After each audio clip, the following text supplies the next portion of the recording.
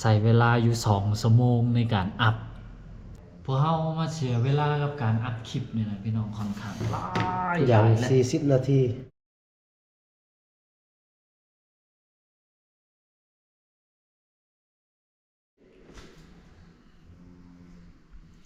สบายดีสบายดีและสวัสดีบรรดาพี่น้องหมดทุกคนอีกตื่มเช่นเก่าเช่นเคยเนาะพี่น้องโทตอนนี้ก็นี่เวลา11 โมงกับ16 นาทีพวกเฮายังบ่ทันได้ออกไปใช้เด้อพี่น้องพอดีถ่าอัพคลิปอยู่เนาะคือแบบอัพคลิปกับโป๊ดโทอัพมาตั้งแต่มื้อเช้าจนเท้าเดี๋ยวนี้ก็ยังบ่แล้วพี่น้องเอ้ยนี่คือจังคลิปนี่นะพี่น้องเนาะคลิปล่าสุดนี่เนาะอัพไปตะกี้ใส่เวลาอยู่2 ชั่วโมงในการอัพต่อ1คลิปเด้อพี่น้องโทบางของวอลลี่มีตัวอัพยังบ่ทันแล้วอ่ะแล้วมัน อั แล้ว นนี้แล้วอันนี้นะ ข ยัง ง เหลื ว อ ล อยู่ ก็ 10 นาที อัพมาตั้งแต่ได้ฮู้ ใช้เวลา2 ชั่วโมงปลาย ของผู้ดอยมีบ่ นี่ ใช้เวลาจักนาที ตัวนี้อ่ะเดี๋ยว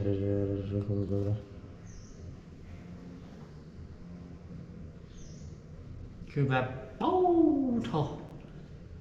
พวกเฮามาเสียเวลากับการอัพคลิปนี่นะพี่น้องค่อนข้างหลาย อย่าง และ 40 นาที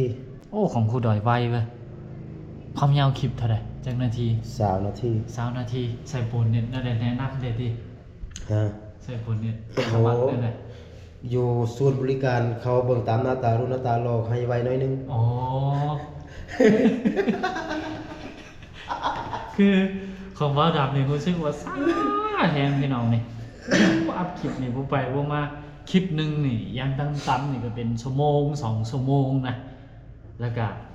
ในมือหนึงที่พวกเฮาไปถ่ายน่ะมี4-5 คลิปสิเราต้องมาไล่อัพเฉพาะอัพคลิปนี่กินเวลาไป4-5 ชั่วโมงเลย คือพอเฮาถ่ายคลิปคือพวกเฮาสิถ่ายมาแล้วก็อัพถ่ายมาแล้วก็อัพถ่ายมาแล้วก็อัพเพื่อที่ว่าอยากให้มันทวงทันกับเหตุการณ์ที่สุดนะเพราะว่าที่ผ่านมาก็มีบรรดาให้พี่น้องเนาะหลายๆทานคอมเมนต์แนะนำพวกเฮาแบบลงคลิปซ่าหันนี่เนาะคือตัวพวกเฮานี่อยู่รอท่าแล้วแต่ว่าคลิปของพวกเฮานี่ยังอยู่บ่แก้วอยู่สินะมันบ่ทันกับเหตุการณ์นะก็พวกเฮาก็เลย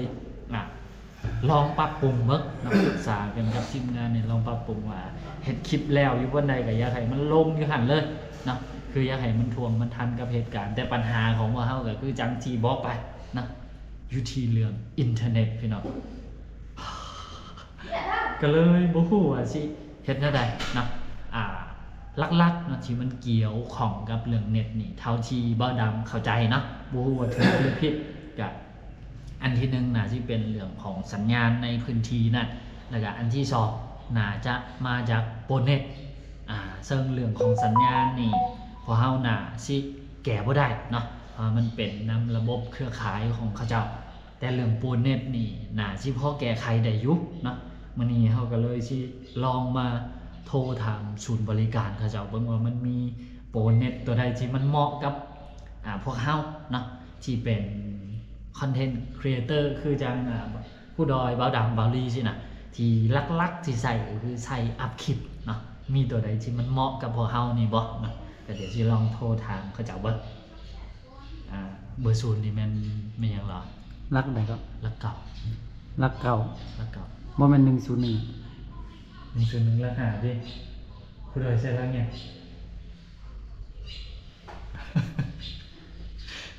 ผู้ดอยมันค่าเวียนเนาะพี่น้องเนาะ โดย 109ลองบ่ 101น่ะ101นี่ถ้าจื้อบ่ผิดนี่เป็นลักหานะ รักหา ลอง109 ลองบ่ลอง109 ถ้าฟังไปพร้อมๆกันทุกคน ยินดีต้อนรับทานเข้าสู่ศูนย์บริการยูนิเทลกด1สำหรับภาษาลาว Please choose English Nearly pay your microphone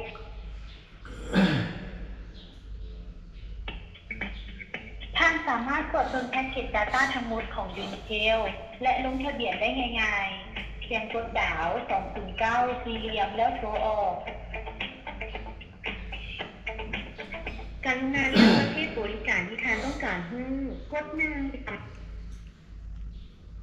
ขณะนี้สายของท่านกำลังถูกโอนหาพนักงานบริการกรุณารอทาน โอ้เสียงเรือเราสาดีครับเนี่ย ลงให้ด้วยพูดอ่ะ แม่ลมแห้ ทางศูนย์เขาเจ้าเนี่ย ภาษาลมมาขึ้นลมแห้ วันนี้เที่ยวสายสวัสดี โดยสบายดี วันนี้อยากให้ช่วยก็เจาะ พอดีพวกเขามีเรื่องอยากรบกวนสอบถามเกี่ยวกับเรื่องอินเทอร์เน็ตเนี่ยคือจังพวกเขานี่เป็นคนที่ว่าใส่เน็ตเกี่ยวกับการอัปโหลดนี่ค่อนข้างจะหลาย ก็เลยอยากสอบถามว่ามีโปรเน็ตตัวใดที่มันเหมาะสมกับพวกเขาเด้แนะนำเพิ่มเติมนะเจ้า ลูกค้าสั่งอินเทอร์เน็ตบ้านหรือมือถือ เป็นมือถือเจ้า โดยถ้าเป็นมือถือแพ็กเกจวิธีการเลยเด้อเจ้า ไม่ยังก็เจ้า คนไวมัน อยู่ แพ็กเกจอินเทอร์เน็ตลูกค้าถามว่าลูกมีโต๊ะมันจะไวกว่าไหมบอ แม่ ปล่อยบ่มีเด้อเจ้าแพ็กเกจมันจะมีตามที่ของยูนิเทียลนี่เลยบ่มีว่าตัวไวก็สะพอเด้อเจ้าเอาไวคือกันเลยเด้อ คือทุกโตเนี่ยมันเท่ากันเบิดเลย เป็นแล้ว อ๋อ โดยสิต่างแต่จำนวนเมกจำนวนกิกะบิตที่เฮาได้แม่นบ่เจ้าอ๋อ ความไวคือการมันตั้งตัวราคาสูงแล้วจะได้หัด data หลาย อ๋อ โดย ตัวราคาตามมันจะได้หัด data น้อยกว่าเนาะ โดยแสดงว่าเน็ตไวเน็ตซ่านี่มันขึ้นกับเครือข่ายอยู่ในแต่ละพื้นที่แมันบ่เจ้า เรียนฉันกับแต่ละพื้นที่สถานที่ลูกค้าอยู่ โดย โดยไม่อยากถามเป็นเซอร์เวอ เนื้อ ร์ ที่เนี่ย บ่มีแล้วเจ้าขอบใจหลายเด้อ อันนี้ใช้บริการพอดี โดย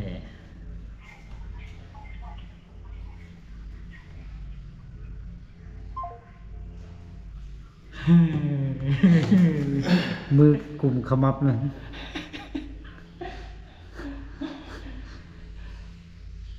คือเท่าที่ล่มก็เพิ่นน่ะพี่น้องว่าเพิ่นบอกว่าบ่มี คือโปรเน็ตแต่ละโตของทางฝั่งบ้านเฮาคือทางฝั่งประเทศลาวเนี่ยตัวนี้บอกก่อนว่าเป็นเครือข่ายUnitel เนาะคือหลายๆคนนะประมาณ 7-80% กันน่ะสิใช้ของเครือข่ายนี่แหละก็เท่าที่โอ้ล่มกับเพิ่นบอกว่าโปรเน็ตแต่ละโตนี่ความไวนี่เท่ากันเบิดเนาะสิบ่มีตัวไวตัวช้าแต่ว่าสิต่างเรื่องราคาถึกราคาแพงนี่สิมีจำนวนเมกจำนวนกิกที่ว่าได้ในแต่ละโปรเท่านั้นเนาะแต่ว่าเรื่องความไวนี่เท่ากันเบิดก็หมายความว่าพวกเราจะต้องทนใส่คำว่าทนเลย เนาะพวกเราจะต้องได้ใส่เน็ตแบบนี้แหละไปจนจบการเดินทางของพวกเขาเนาะก็นี่แหละคือปัญหาที่พวกเขาจะต้องเจอเนาะก็อยากให้บรรดาพี่น้องเนาะทุกคนเข้าใจพวกเขาเนาะเกี่ยวกับการลงคลิปการสิบ่ทวงบ่ทันกับเหตุการณ์เนาะพอวันใดอันนี้พวกเขาทีมงานพวกเขาก็ต้องขอโทษขออภัยนำบรรดาพี่น้องทุกคนเนาะสำหรับข้อบกพร่องในข้อนี้เนาะพวกเขาก็สิพยายามปรับปรุงให้มันดีขึ้น สามารถปรับปรุงได้อะ เท่าที่ว่าพวกเขาสิเฮ็ดได้นะ อ๋อ นะก็ประมาณนั้นพี่น้องคือบ่มีทางแก้ละเนาะตอนนี้ที่แรกก็คิดว่าน่าสิมีโปรไว้โปรซ่าเนาะคือจังเครือข่ายของทางฝั่งประเทศไทยนี่มันสิมีให้เลือกนะแต่ว่าทางฝั่งบ้านเฮานี่สิล็อกความไวไว้เท่ากันเบิดเลยเนาะเป็นความไวสูงสุดแล้วที่ว่าพวกเฮาได้เนาะก็ประมาณนั้นเนาะสำหรับ EP นี้ก็สั้นๆพี่น้องนะบาลีมีหยังอยากเว้าบ่มีหยังอยากเพิ่มเติมเกี่ยวกับการอัพคลิปของเฮานี่บ่ เมื่อคืนนี้เกือบให้ เดี๋ยวออกมาอัพอยู่ทางนอก แม่อัพโหลดคลิปอยู่ในห้องอากาศก็หนาวได้แล้วผมผ่าแล้วก็อัพโหลดคลิปวันนั้นจนฮอด 11 โมงนี่แหละ 11 โมงปลายแต่อัพโหลดบ่ได้ออกมานอกมานั่งอยู่บนนี่แล้วก็อากาศหนาวนะ แต่ว่าอยู่ในห้องมันบ่ได้แท้ๆนะจำเป็นมานั่งอยู่นอกนี่เป็นชั่วโมงปลายมันแหละ ใครหน่อยนึงเนาะออกมานอกกัน ใครหน่อยนึงได้ชั่วโมงปลายได้คลิปหนึงเฮาอยู่ในห้องอัน2ชั่วโมงแล้วได้คลิปนั้นน่ะออกมานอกแล้วจึงสำเร็จจึงเข้าไปนอนแล้วก็เหลือ2คลิปก็คืออัพไว้เลยแล้วก็ตื่นเช้ามาจึงอ่านเวลาอัพโหลด ให้พ่อแม่พี่น้องได้รับชมนำกันก็ถือว่าเป็นข้อยุ่งยากพ่อแม่พี่น้องแบบ มันบ่ได้ใจอะนะ แม่น มันบ่ได้กับความมันบ่ได้ตรงกับความต้องการเฮา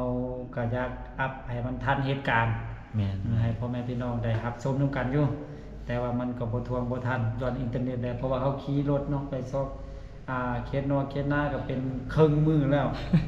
บางเทื่อก็หมดมื้อกลับมาหอพักก็อัพโหลดคลิปก็คลิปใดก็เป็น 2-3 ชั่วโมง ก่อนที่ได้ออกไปถ่ายตื่มเนาะ แม่นนี่คือมื้อนี้เนาะแทนที่นี่สิออกไปแต่เช้าแต่ว่ามาถ่ายอัพโหลดคลิปเนี่ยตอนนี้เนี่ย 11:26แล้วยังบ่ได้ออกไปเทื่อครึ่ง โด มื้อแล้ว ย เนาะก็สิพยายาม ปรับปรุง ปรับปรุงบางทีสิให้ดับเบิลเล่าขึ้นมาตามเสาไฟฟ้า มันดึงสายไหม เนาะครูดอยนี่ไว้เด้อเนาะเน็ตครูดอยนี่เห็นตะกี้เนี่ย อีบอกว่าจะได้สเวไฟเพิ่น อ๋อ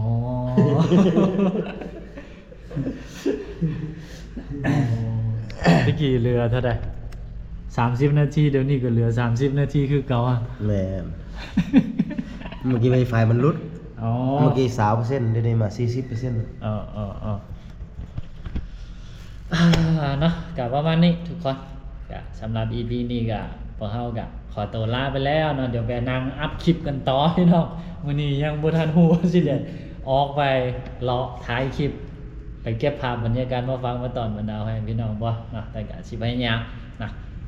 หลังจากที่อัพคลิปแล้วแล้วก็พวกเฮาก็สิออกเดินทางนะพี่น้องนะสำหรับ EP นี้ก็ขอตัวลาไปแล้วเนาะพบกันใหม่ใน EP ต่อไปสบายดี สบายดี สบายดี ละเอียด มืดเลยวันนี้